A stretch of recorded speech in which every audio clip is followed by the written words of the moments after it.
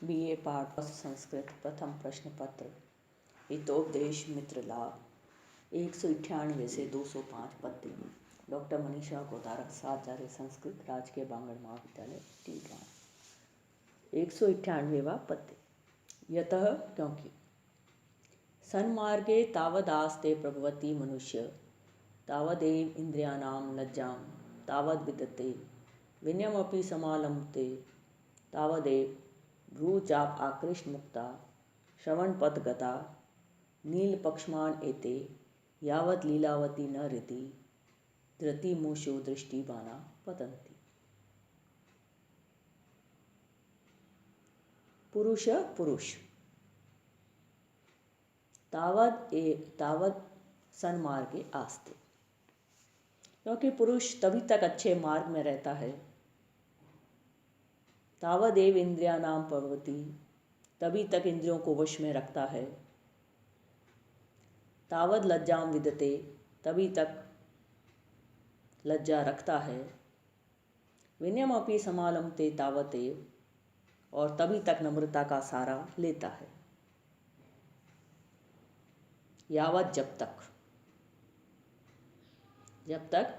सुंदर सुंदर स्त्रियों के भौं रूपी धनुष से खींचकर छोड़े गए और कान के मार्ग तक खींचे गए धैर्य को तोड़ने वाले ये नीले पलक वाले नेत्र कटाक्ष रूपी बाण हृदय में नहीं लगते हैं। क्योंकि पुरुष तभी तक अच्छे मार्ग में रहता है, तभी तक इंद्रियों को वश में रखता है, तभी तक लज्जा रखता है और तभी तक नम्रता का सहारा लेता है कि जब तक सुंदर सुंदर स्त्रियों की भौं रूपी धनुष से खींचकर छोड़े गए और कान के मार्ग तक खींचे गए धैर्य को तोड़ने वाले ये नीले पलक वाले नेत्र कटाक्ष रूपी बाण हृदय में नहीं लगते हैं। सापि लावण्यवती तब अवलोकन क्षणात् प्रभवति स्मर्शर प्रहार जर्जरित हृदया तदेक चिता अभवत। उस लावण्यवती ने भी जिस समय से उसे देखा था उसी क्षण से कामदेव के बाणों के प्रहार से जिसका हृदय छेद गया था, ऐसी वह उसी के ध्यान में मग्न हो गई। तथा ही उत्तम, जैसा कि कहा गया है, असत्यम साहसम माया मात्सर्यम च अतिलुप्तता निर्गुणत्वम अशोचत्वम स्त्रीणाम दोषा स्वभावजा। जैसा कि कहा गया है, असत्यम झूठ, साहसम साहस, माया छल, मात्सर्यम ईर्ष्या और अति लुब्धता और अत्यंत लोभ, निर्गुणत्वम निर्गुणता, अशोचत्वम अशुद्धता, ये दोष स्त्रियों के स्वभाव से ही होते हैं। स्त्रियाणाम दोषा स्वभाव जा, ये दोष स्त्रियों के स्वभाव से ही होते हैं। जैसा कहा भी, झूठ, साहस, छल, ईर्ष्या, अत्यंत लोभ, निर्गुणता और अशुद्धता, ये दोष स्त्रियों के स्वभाव से ही होते हैं। अथ दूती वचनम श्रुत्वा लावण्यवती उवाच अहम पतिव्रता कथम एतस्मिन्। लावण्यवती ने कहा, मैं पतिव्रता हूँ, पति के अनादर पातिव्रत्य भंग करने वाले इस अधर्म में कैसे प्रवृत्त हूँ।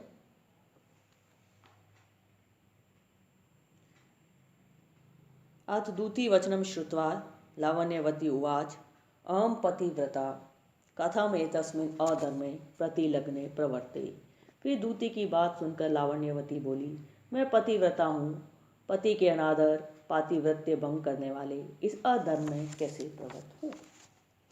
यतः क्योंकि सा भार्या या गृहे सा भार्या या प्रजापति सा भार्या या प्रतिप्राणा सा भार्या या पतिव्रता।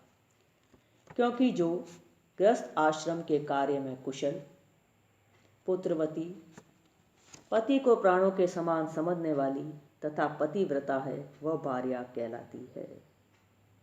क्योंकि जो गृहस्थ आश्रम के कार्य में कुशल, पुत्रवती, पति को प्राणों के समान समझने वाली तथा पतिव्रता है, वह भार्या कहलाती है। न सा भार्या इति वक्तव्या यस्य भर्ता न तुष्यति तुष्टे भर्तृ स्त्रीणाम संतुष्टा सर्वदेवता। जिससे पति संतुष्ट न हो भार्या नहीं कही जाती है, क्योंकि स्त्रियों के पति संतुष्ट होने से सब देवता संतुष्ट होते हैं। जिससे पति संतुष्ट न हो वह भार्या नहीं कही जाती है, क्योंकि स्त्रियों के पति संतुष्ट होने से सब देवता संतुष्ट होते हैं।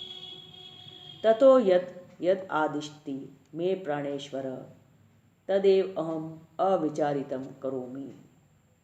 इसलिए जो मेरा पति मुझे आज्ञा देता है उसे बिना विचारी करती हूँ। दूती उक्तम सत्यमेतव। दूती बोली ये बात बहुत सच्ची है। लावण्यवती उवाच ध्रुवम सत्यमेतत्। लावण्यवती ने कहा वास्तव में सच्ची है। ततो दूती क्या गत्वा तत्सर्व तुंग बलस्य अग्रे निवेदितम। फिर दूती ने जाकर ये सब समाचार तुंग बल के आगे रखे। तत्श्रुत्वा तुंग बलो अब्रवीत। यह सुनकर तुंग बल ने कहा विषम एषु न व्रणित हृदयताम विना कथम अहम जीविष्यामि। तीक्ष्ण बाण से टुकड़े टुकड़े हुए हृदय वाला मैं उसके बिना कैसे जीऊंगा। कूटनी आहा। दूती ने कहा स्वामीम आनीय समर्पित्वा इति। उसका पति लाकर सौंप देगा। सा प्रहा। उसने कहा कैसे हो सकता है। कूटनी आह। उपाय क्रियता। उपाय कीजिए। इसलिए जो मेरा पति मुझे आज्ञा देता है उसे बिना विचारे करती हूँ। दूती बोली ये बात बहुत सच्ची है। लावण्यवती ने कहा वास्तव में सच्ची है। फिर दूती ने जाकर ये सब समाचार तुंगबल के आगे रखे। ये सुनकर तुंगबल ने कहा तीक्ष्ण बाण से टुकड़े टुकड़े हुए हृदय वाला मैं उसके बिना कैसे जीऊंगा। दूती ने कहा उसका पति लाकर सौंप देगा। उसने कहा कैसे हो सकता है। कूटनी बोली उपाय कीजिए। तथा च उक्तम कहा गया है उपायेन यत् शक्यम न तत्शक्यम पराक्रमे श्रगालेन हतो हस्ति गच्छता पंखवर्तना। राजपुत्र पृच्छति कथम एतत् सा कथयति। राजपुत्र पूछने लगा यह कैसे।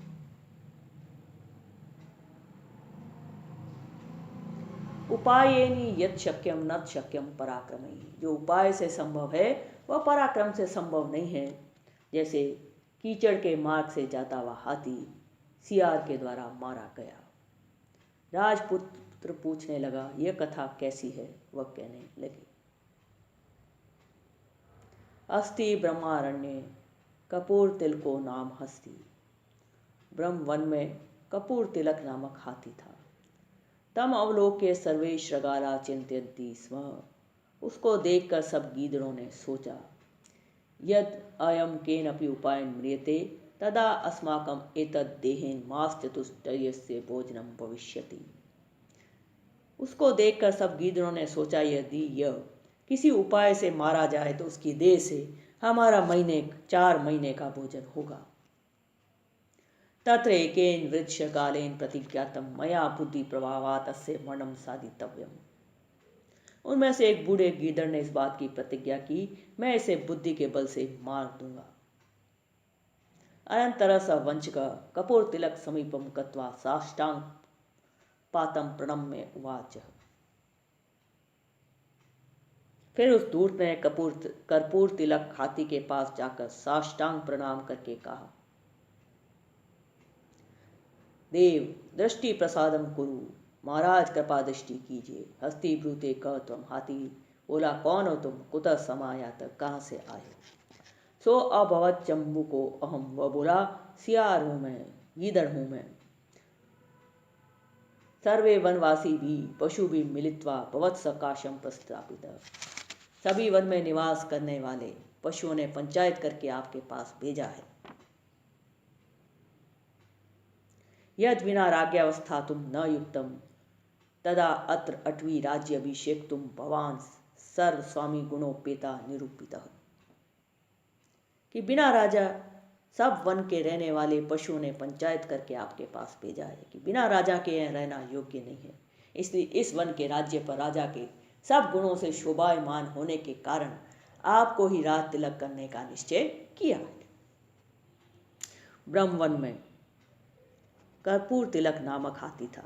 उसको देखकर सब गीदड़ों ने सोचा यदि यह किसी उपाय से मारा जाए तो उसकी देह से हमारा 4 महीने का भोजन होगा।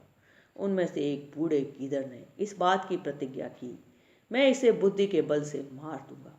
फिर उस धूर्त ने कर्पूर तिलक हाथी के पास जाकर साष्टांग प्रणाम करके कहा, महाराज कृपा दृष्टि कीजिए। हाथी बोला, तू कौन है, कहाँ से आया है? वह बोला, मैं गीदड़ हूँ।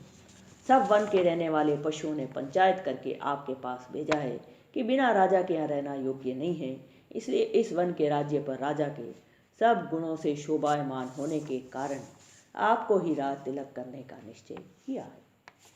यतः क्योंकि यह कुलाभी जनाचारी अति शुद्ध प्रतापमान धार्मिको नीति कुशल स स्वामी युज्यते भूवि, क्योंकि जो कुलाचार और लोकाचार में निपुण हो, प्रतापी हो, धर्मशील और नीति में कुशल हो, वह पृथ्वी पर राजा होने के योग्य होता है। क्योंकि जो कुलाचार और लोकाचार में निपुण हो तथा प्रतापी, धर्मशील और नीति में कुशल हो, वह पृथ्वी पर राजा होने के योग्य होता है। अप्रम च पश्य, और देखो, राजानम प्रथमम विंदेत ततो भार्याम ततो धनम राज्ञस्ति लोके अस्मिन् कुतो भार्या कुतो धनम। 204वां पद्य। और देखो, पहले राजा को ढूंढना चाहिए, फिर स्त्री और उसके बाद धन को ढूंढे, क्योंकि राजा के नहीं होने से इस दुनिया में कहाँ से स्त्री और कहाँ से धन मिल सकता है। और देखो, पहले राजा को ढूंढना चाहिए, फिर स्त्री और उसके बाद धन को ढूंढे, क्योंकि राजा के नहीं होने से इस दुनिया में कहाँ से स्त्री और कहाँ से धन मिल सकता है। अन्यच्च पर्जन्य एव भूतानाम आधारा पृथ्वीपति विकले अपि ही पर्जन्य जीवेते न तो भूपतौ। और दूसरे, राजा प्राणियों का मेघ के समान जीवन का सहारा है, और मेघ के नहीं बरसने से तो लोक जीता रहता है, परंतु राजा के न होने से जी नहीं सकता है। और दूसरे, राजा प्राणियों का मेघ के समान जीवन का सहारा है, और मेघ के नहीं बरसने से तो लोक जीता रहता है, संसार जीता रहता है, परंतु राजा के न होने से जी नहीं सकता।